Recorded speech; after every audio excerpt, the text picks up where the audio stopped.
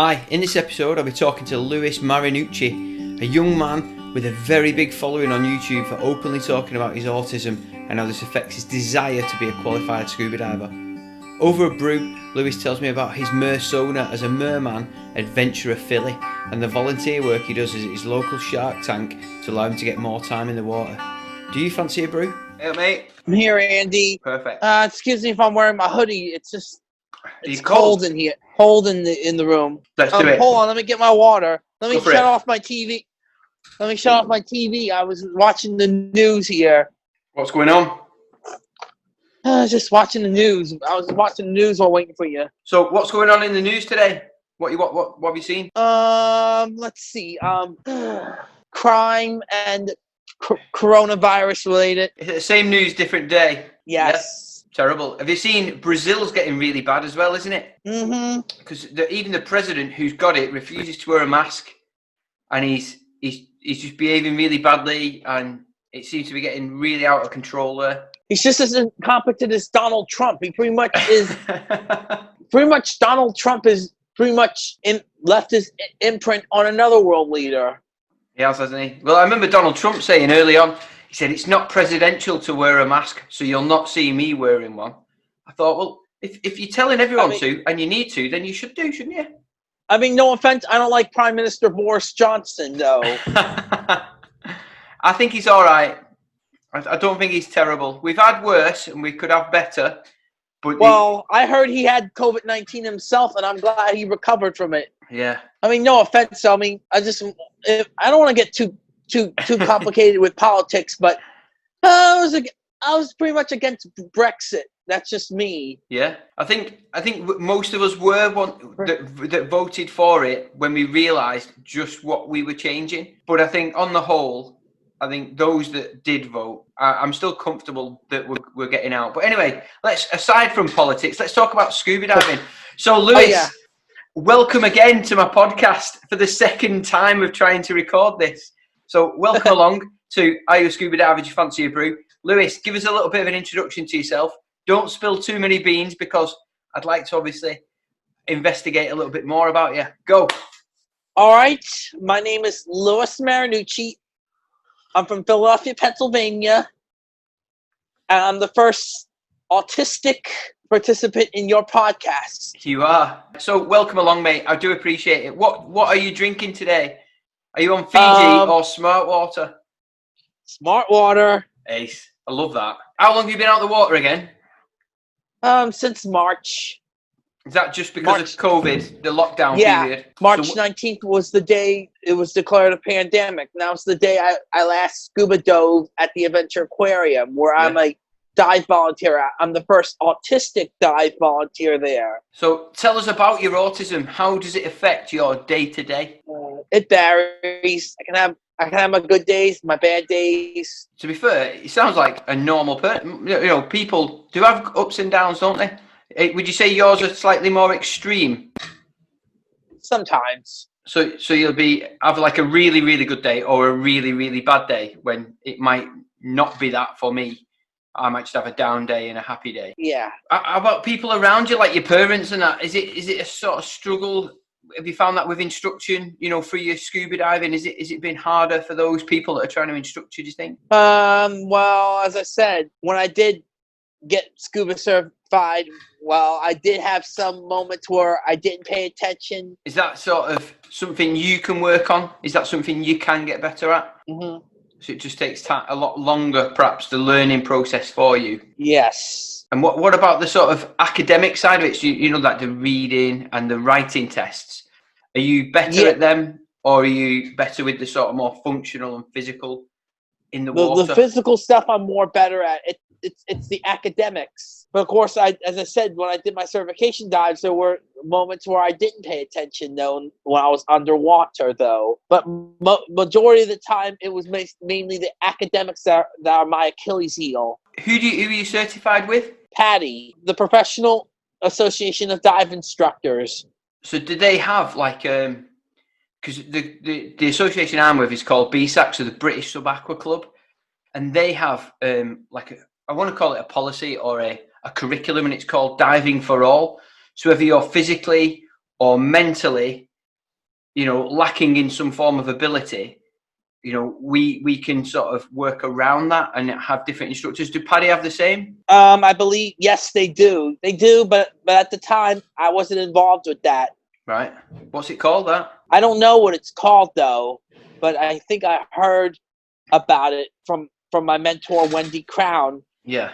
But, of course, I'm also certified through Dive Heart. Yeah. The nonprofit organization from the suburban area of Chicago. Right. So tell me a bit more about a Dive Heart. What exactly do they do? How were they started? Do you know much about that? Yes, Dive Heart was started 19 years ago in 2001 by a man named Jim Elliott, who was originally an employee with WGN, and he also was an adaptive ski instructor, and he has a daughter who's blind, and he thought the concept of, if adaptive ski could work, why not with scuba diving? And so that's how Dive Heart was born. Right. So the logo is like a big red heart, isn't it? But with the white stripe going through, like on a dive flag, isn't it? Correct. That was quite good. What did you find easier? Was it this sort of adaptive training that Dive Heart did with you? Was that pitched at a better level for you and a better pace? Yeah, it varies. It varies. Now I'll tell you what Dive Heart does. When we go on dive trips, you're usually paired up with more than one buddy. Right. Like the 3 trips I've been to Cozumel. Yeah.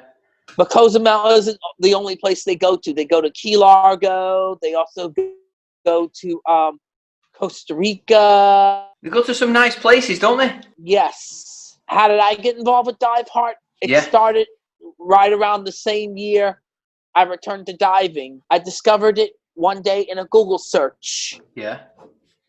About autism and scuba diving. That's where I found Dive Heart and the article from WGN, the place Jim used to work for. Right. And he, along with a man and his son, this man named Glenn Johnson and his son Nick, who I would later meet during my first trip to Cozumel, were the focus of the article. Right. Nick is autistic like me, but he's more like, his case is more moderate though than I am. You're quite mild, aren't you, with Asperger's? Yes. Anyway, the article was interesting because what Jim and Glenn were talking about how diving helps Nick. Yeah. Every time he comes up from a dive, he's calm, relaxed, and he's also, every time before he dives, Nick gets anxious, kind of like I do. Yeah. He says he needs to dive, and yeah, I don't blame Nick every time. What do you find flares up your anxiety? What makes you sort of nervous of getting in the water? As I said, that happened to me at Dutch Springs when I got certified, and it happened to me during my first trip to Cozumel. But nowadays, when that happens again, all I do is just, tilt my head up, lift my mask up, and then the water comes out, and just continue to dive without any problems. It's one of the most fundamental skills that everybody learns from scratch. Some it affects worse, doesn't it, than others? Mm-hmm. Are you still having trouble with your sinuses? Yeah. Is it like a hay fever thing, or? Yeah, allergies. That must play havoc when you're trying to go diving as well. Yeah, it can, though. So tell me, obviously we know you're a scuba diver and you're qualified now. So are you at open water level now with PADI? Yeah, yes, I've been open water since 2006. So your 3 trips to Cozumel, they've been with Dive Heart, haven't they? Uh-huh. So that's quite a big group of you that's gone together, is it? Exactly. Does your mum go with you? Oh yes, she did. My mom went with me. What's your mum called again? Yeah, Yolanda. Mate, she's lovely, your mum. She messaged me the other night, Yeah, I seen the comment on my foot wall. Yeah, she said thanks for having you on, which is nice. I like that when people's parents get involved. I think it's really nice. That it shows that you've got a really good family base there, which in some respects I'm quite jealous of. And speaking of diving, I'm the only one in my family who is. They must be quite proud of you then, your parents, if you can do that, and it's something they've never done. So, what kind of coffee are you drinking? I've got tea. I don't drink coffee. I like to drink tea too sometimes. But no, this is just tea with milk and sugar. I don't drink hot tea with milk or sugar. No, just iced tea. I mean, I drink hot tea, but sometimes with lemon. I'll drink black tea. I'll drink chamomile. sleepy time tea. It's Have you quite ever healthy. tried Earl of Grey? Yes, it's very similar to tea that I'm drinking, but it's got almost like a fragrance of lemon in it. I don't like it. I'm not keen. It's too posh for me. That Is it a common British tea? for posh folk, yeah. For people who have big country houses and estates with deer and things like that. So tea is definitely common in the UK. Very much. So that's why my podcast is called. Well, we would call it a brew because you brew the tea, don't you? So that's why my podcast Yeah. is called Do You Fancy a Brew? Because in between dives, you know, when you have your surface interval, we'll go and get a cup of tea. So say, come on, fancy a brew? Or if one of your friends was to come round, you know, if you turned up at my door, the first thing I'd ask you, other than what do you want, was fancy a brew? And you come in, we'll have a chat and a catch up over a cup of tea. Or if it was really warm in the summer, we'd perhaps have a beer. Let's get back onto the subject of scuba diving then. So Yes. you volunteer at the local sort of aquarium, don't you? Yeah, the Adventure Aquarium. Tell me about the kind of big fish they've got in there. What have they got? The Adventure Aquarium, they have different types of fish. We have one great hammerhead named Anchor. We also have four sea turtles. 3 of them are older. The other is younger. Their names are Bob, Old Green, Stitches, and Ozzy. Stitches? Why is it called Stitches? Has it been in an accident? I don't know. Yeah, because most of these turtles were raised in captivity, while Ozzy, he's a rescue turtle. Right. Because he has a defect on one of his flippers. Oh, if they had to put like a prosthetics flipper on it. Or have they just I don't think it's that bad though. No. No. It's just deformed, I believe. It's just a deformed flipper. Do you get to dive with them then? Oh yeah. Oh mate, that must be great. We even have an encounter where you can feed the sea turtles as well. Really? What do they eat? They can eat fish. They can eat lettuce. I assumed you'd be like giving them bits of broccoli and lettuce. And cabbage. They do that. Yeah, the biologists feed them that too. Yeah. Yeah, and then of course we have shark realm. Yeah, the turtles and the great hammerhead, along with our guitar fish Einstein, live in ocean realm. While in shark realm we have a lot of mainly sand tigers living in there. Are they quite friendly? They look quite gruesome though, don't they? But are they quite? They look. Yeah. Are they quite relaxed? Of course, when diving in there, only the staff, in other words, including the biologists, can go up higher. Including cleaning the shark tunnel. Right. Yeah. While we volunteers have to stay down low. Yeah, in all the exhibits, we either do brushing or rub the rocks with brushes, or we'll vacuum. Is that to get all the algae stop it growing on it and make it look nice? Exactly. That's what the purpose is. Weeks before I left for Cozumel back in November, I got to help set up the Christmas display at the aquarium in the tank at Shark Realm. Do you have a Christmas tree in there? Yes, but when it's not Christmas, it's always in storage in the main building where Ocean Realm is. Yeah. Which, of course, that same area contains the men and women's locker rooms. And, of course, when we talked about mermaiding last time you had me on there, every year, except this year due to the pandemic, this group of professional mermaids called From Wands and Wishes, based in Colorado, would always be flown out to the Adventure Aquarium every November. But they also go to every other aquarium across the country. So that's something you're properly into. That's probably how I came across you initially through your YouTube, other than through Grace, in your Merman Adventures. So tell us a bit more about your Mer-sona. Merman Adventura Philli.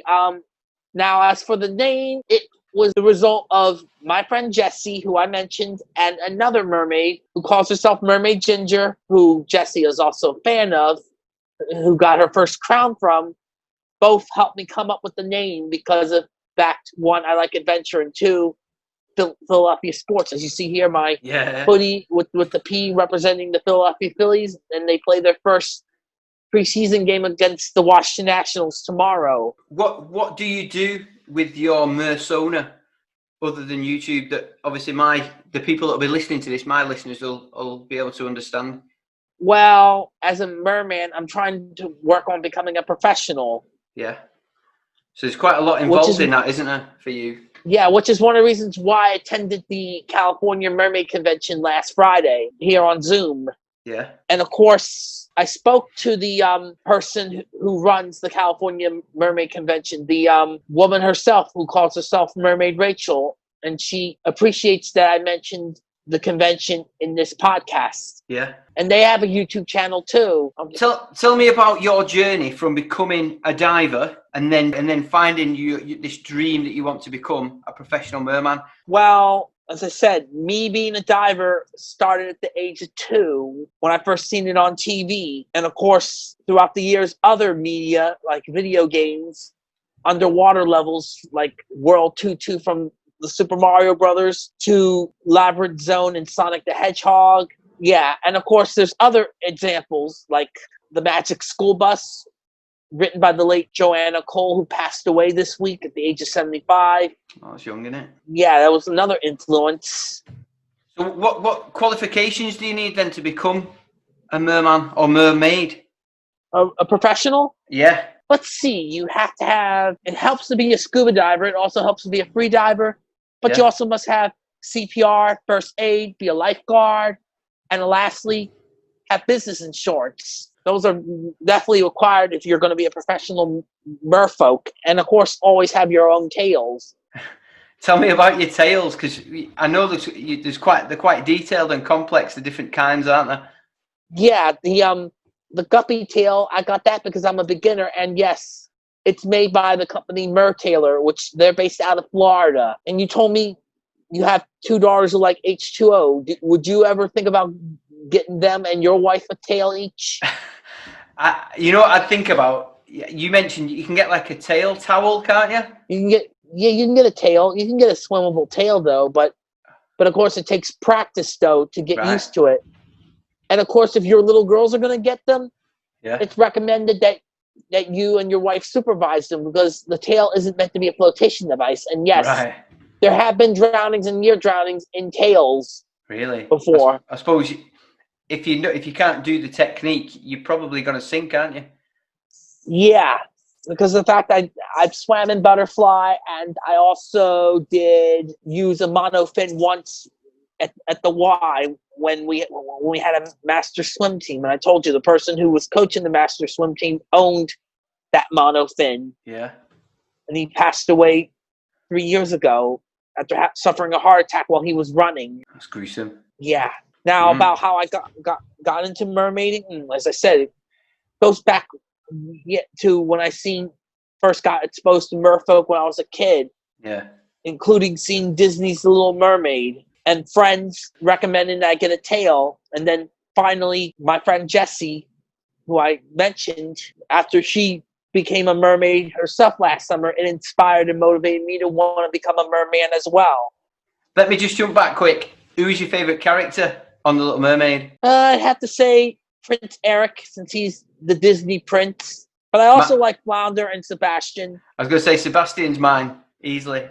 Although I did used to quite fancy Ariel when I was a lot younger. I think it's a bit weird if I liked her now, but anyway. So what kind of things do professional merfolk do? They do gigs, whether it be birthday parties, performing at aquariums, Renaissance fairs. Do you kind of pose for photographs with people? Is that what the idea is for that?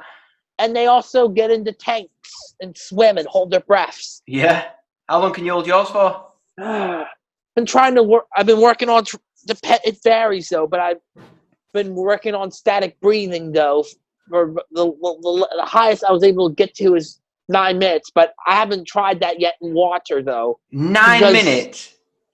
Yeah, because it's best that you try. It's best you practice breath holding on dry land in case you have a blackout, whereas you can easily recover. Whereas in the water, you're just gonna sink. You're screwed because of the fact. Shallow water blackout, which of course is the number one cause of drowning, which is why I plan to eventually take a free diving course also through PADI. Yeah. So I can learn how to do it properly and safely. So I can do apnea training. Yeah. My wife wants to. So we looked on I can't remember who it is now, but we looked on a couple of videos on YouTube about the breath holding. It's really complicated, isn't it? And like quite. It's a drawn out process. It's not just something you can just learn the breath overnight. holding doesn't. Yeah, Andy, the breath holding doesn't involve this. Not inflating your cheeks. The real breath holding comes from in here, in your diaphragm. Because when you learn how to free dive, the free diving instructors will tell you how it's done safely. And yes, like with scuba diving, fins, mask, snorkel, wetsuit, and of course the weight belt are required in free diving. So what are your tails made of? Short of the being like a monofin at the bottom. Are the actual material that covers your legs, are they different? The tail skin of my tail is made of spandex. Right. You have to have quite good legs then to show that off. Yeah, while the monofin is sort of made of plastic and rubber. As I said, it was designed by professional Mermaid Linden. Yeah, Mermaid Linden has her own YouTube channel as well. She can also be found on social media. What are the positive aspects of you with your Asperger's? What do you find? What do you find easy? What are you happy with? What are you good at? How intelligent I am. Being intelligent.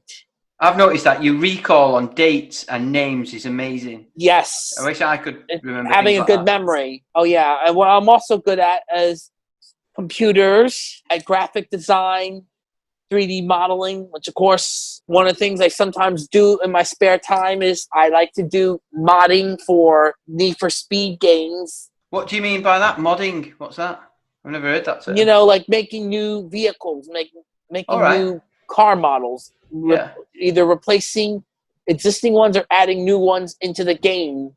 That sounds pretty cool. So and of course, because of me learning how to texture, that's how I was able to do some of my photo edits on my Mer-sona. So did that lead you on to starting a YouTube channel, the scuba diving, or was it your love of computers, or was it that you wanted to become a merfolk? No, it was something else, actually. It was, I said, my YouTube channel was born out of the fact I was excited to go to Walt Disney World in 2015, and the fact that I met fellow British diver Charlotte Burns, who became the world's first PADI ambassador diver, as well as Danish girl Indigo Bollandrini, because both at the time were the youngest to be certified to use the Ocean Reef Neptune full face mask. And of course, Charlotte was originally meant to be the youngest diver to dive the Sulfera Fisher if it wasn't for the laws in Iceland that prohibit those under 18 from diving, though. It's the only thing about Iceland I don't like in regards to minors and scuba diving. Yeah. Whereas here in the United States and over in the UK, 10, you have to be 10. Yeah. That's I don't want to get into the politics of Iceland and their law regarding minors and scuba diving, though. Well, let's get back onto your YouTube channel then. So I've looked at you and I've followed you for quite a while now, and I see that you've got various different playlists on different subjects. So give us a bit of a tour around your YouTube channel. Tell me about it. Well, the bread and butter of my channel are the documentaries I make. Other content, the side content, will include short vlogs, reviews, my Autism Talk series, as well as content relating to Pokemon Go and Harry Potter Wizards Unite. How's your...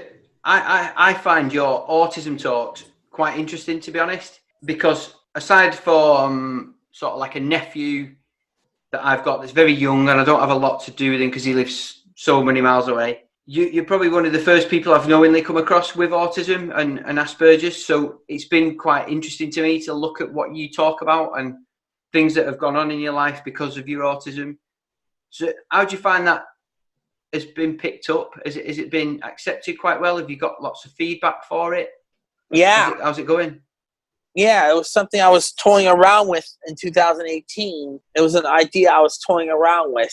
Because I want to, because of the fact I want to, talk about my struggles and be transparent with who I am. I especially like, it's a lot like how I do things on my YouTube channel. It's very uniformed, very straightforward. Where, if you watch it, you know exactly where you are in that series, because you start off introducing yourself, saying what you're talking about, and then you get into it, and before you know it, it's done. It's short, it's concise, it's quick. But it's to the point. I like that. It's you can watch several of them in no short times, really, can you? Mm-hmm. So have you had a lot of feedback in a positive way? Yes. Is that Of from course. other autistic people or from Different just people in general?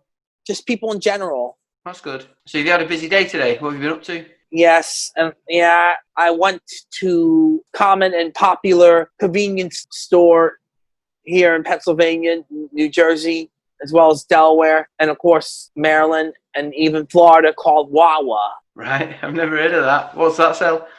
Yeah, they sell coffee there. They also sell hoagies. Right, tell me about a hoagie. Well, What's it's a a hoagie? submarine sandwich. It's a submarine sandwich.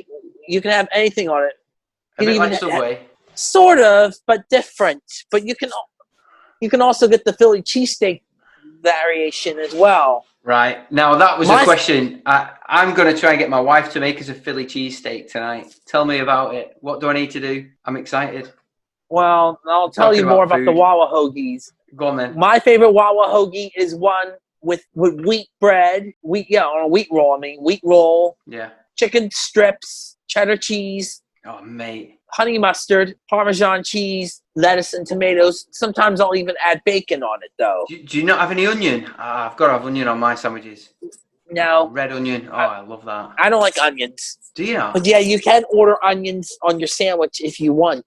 And how long are they? Are they as big as like a Subway, like a 12-inch one? Sort of, but they don't have to be necessarily foot long. No, they're not foot long, though. Is that your favourite? Yeah, it's one of my favorites. So if I was going to make a Philly cheesesteak, tell me what goes into it. Is it just a piece of steak on the plate with cheese on it? Or is there something special about it? No, the steak has to be chopped up. It has to be cooked. You have to put it on a roll. I'm pretty sure you can find a recipe for Philly cheesesteak online. I know, but I'm actually talking to a friend, that's you, that lives in Philadelphia that could tell me a secret recipe. Or you could go and ask your mum. Your mum might be able to tell me the best recipe. No, I'm saying you can try finding it online. That's what I'm saying. Right, I get you. So tell me more about Philadelphia. What would someone who like me, who's never been to Philadelphia, what kind of things should I know about Philadelphia?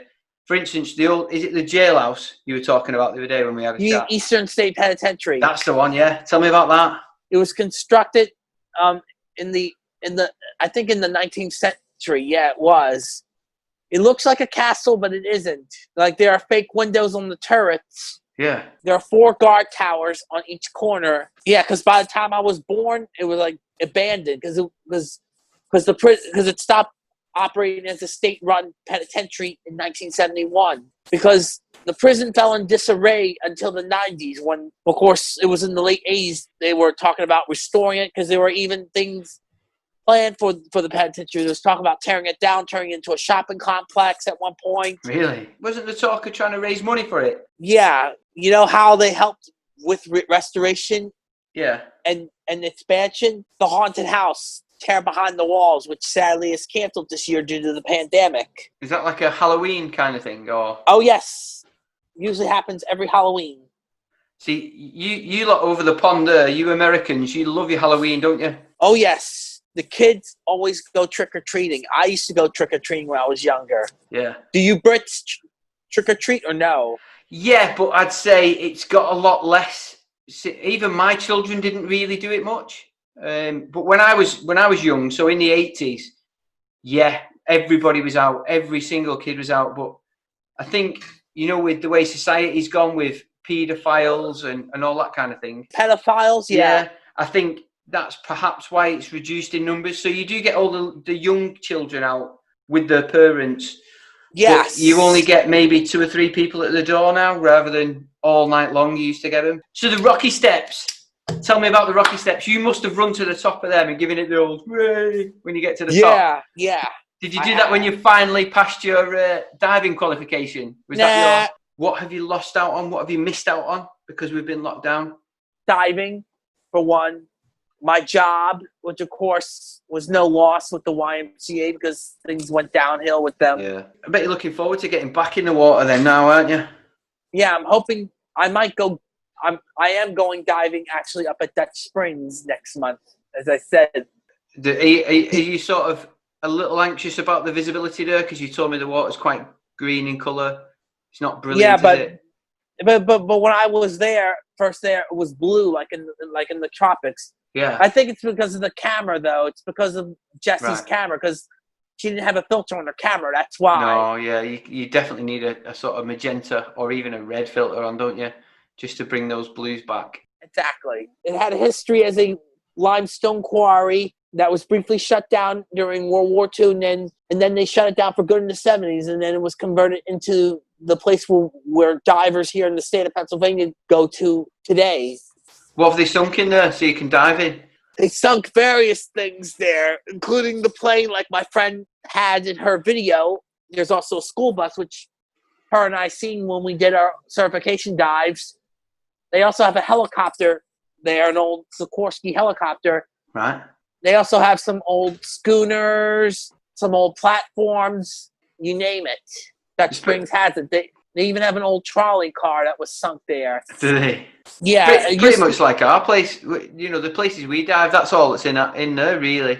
The same sort of things, I suppose. There's not much else that you could put in, is there? Yeah, pretty much. They've even, in one of our dive sites, they've got a small table with a laptop on it. You know, set up, it's almost like an office. And then we've got a children's playground as well, you know, with a swing and a seesaw on it. Sunken underwater? Yeah, how good's that? And a slide. Really? Yeah. So what have you got planned once you get sort of released back into the world in a more free, sort of spirited way? What have you got coming up? Diving, seeing friends again. Not worrying about wearing a mask though, but of course, whenever winter comes and it's cold and flu season, yeah, I will be wearing a mask to be courteous, just like the Asians are, like especially the Japanese. Yeah. Especially if I get sick with the flu or a cold, because here in Philadelphia we do have a mandatory mask order, and it's also mandatory here in the state of Pennsylvania. Yeah. Well, with your plans to dive, are you going to go for your advanced diver certification? Well, next year though. Next year. This year, originally I was supposed to do that this year, but my mentor Wendy Crown, yeah, she was, because of the pandemic, I decided to put that on hold. You told me about you were doing some specialities, or you had plans to, and then obviously somebody sort of left you in the lurch a little bit. What were those specialities that you've been studying up for? Deep diver, boat diver, night diver, underwater navigation. Have you done any night fish diving identification yet? And fish identification. Right. Have you done any night dives yet? Oh yeah, 3 of them. Do you enjoy them? Yeah, I did them during my trips to Cozumel.